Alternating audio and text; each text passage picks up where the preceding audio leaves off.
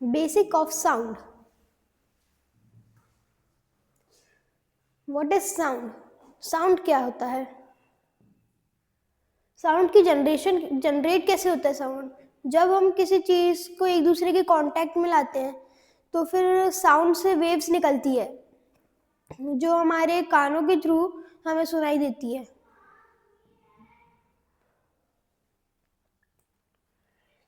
Frequency और pitch क्या होती है फिर? फ्रीक्वेंसी बराबर 1 टाइम पीरियड होता है जिससे उसको मेजर करा जाता है. फिर एम्पलीट्यूड और loudness. Loudness is reciprocals to amplitude का स्क्वायर. ये उसका फॉर्मूला होता है.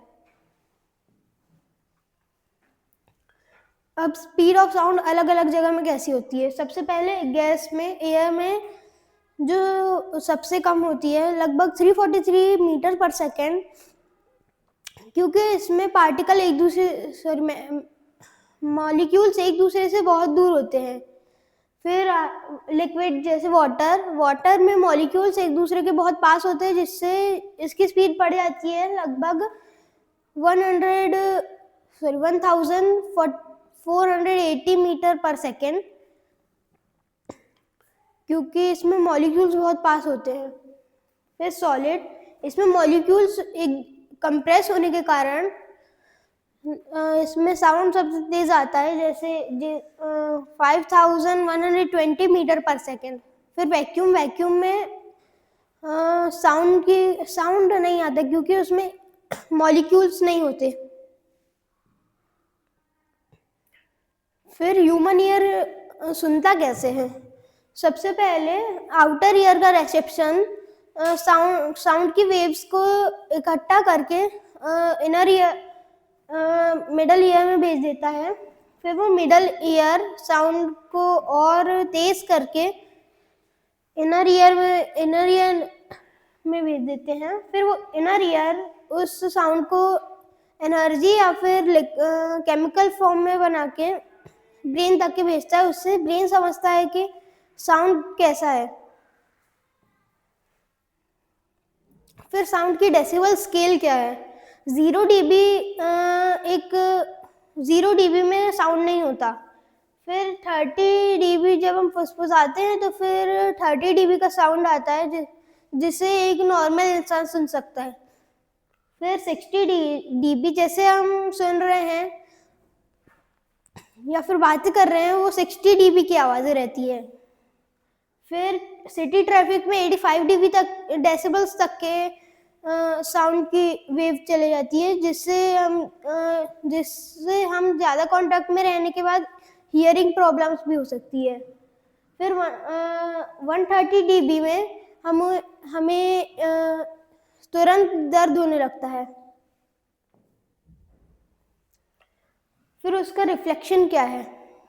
जैसे मैं अभी बोल रहा हूँ तो फिर मेरे मुंह से जो साउंड की वेव्स निकल रही है वो इधर दीवार से टकरा के पूरे रूम में फैल जाती है. फिर उसका रिफ्रैक्शन कैसा होता है? साउंड जब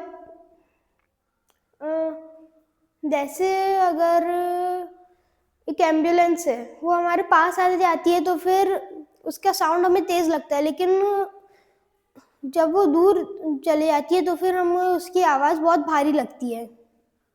फिर डिफ्रैक्शन, जैसे मैं वाले रूम में हूँ और कोई दूसरा व्यक्ति दूसरे रूम में है, तो फिर अगर मैं यहाँ से कुछ बोल रहा हूँ तो फिर वो वॉल से टकरा के